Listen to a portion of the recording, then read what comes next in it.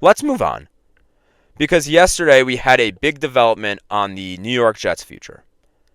Jay Glazer tweeted, "Big scoopage." Interesting way of putting it.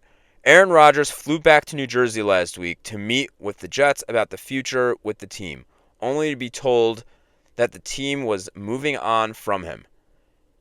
If that means that he will if that means he will be a June 1st designation that allows him to sign with any team in the league on March 12th if he decides to continue to play. Given that Aaron made the effort to fly back to discuss his future, all signs point to him continuing to play. It just won't be for the Jets. Look, the Jets are in a tough spot here. New regime, Aaron Glenn, Darren Moogie, and they both deserve a fresh start. Look at the Giants. Look at how Brian Daboll and Joe Schoen have had to adopt a quarterback in Daniel Jones, and look how that situation turned out for them. And so the Jets are going to try a different approach. Not that Aaron Rodgers is comparable to Daniel Jones whatsoever, but the Jets' new regime deserves a fresh start. And frankly, Aaron Rodgers also deserves out of a situation that he did not sign up for. The question is, where do these two parties go from here? If you're the Jets, what are you doing at quarterback next season? Do you grab a quarterback in the draft? Is there going to be someone, is there going to be someone available even that at number 7 that they'd be interested in?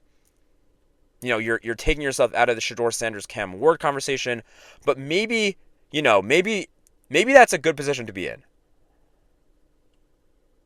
We'll get into this over the next couple weeks and months leading up to the draft. Sometimes not having the pressure to take the consensus top quarterbacks is better for you. Find someone who fits your system and you like.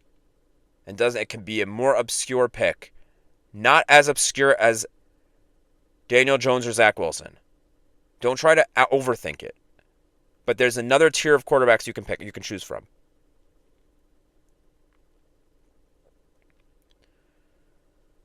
They pick number 7 overall, so it's kind of like a little sweet spot there, where it's a little bit later on, so they don't have to feel pressure to take a top consensus pick, but they could also get a little creative. And honestly, the thing I think about is, do you trust the new offensive coordinator, Tanner Engstrand, to develop a young quarterback? He was the pass game coordinator with the Lions. He's been with Jared Goff in the NFL, but that's it. He has not proven that he's working with young quarterbacks.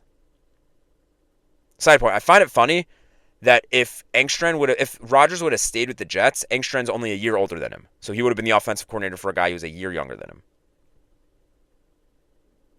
And for Aaron Rodgers, the NFL world is his oyster. Could it be the Las Vegas Raiders? They're obviously looking for a quarterback with a new head coach, Pete Carroll.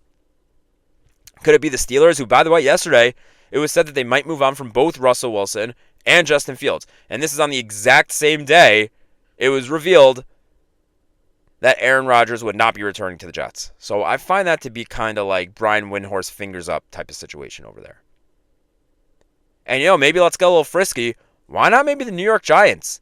Rodgers could stay exactly where he is. Doesn't have to move. If Daboll likes what he sees in Rodgers, why not? If they feel confident that they can build around him for a year or two, why not? Who knows where he will end up?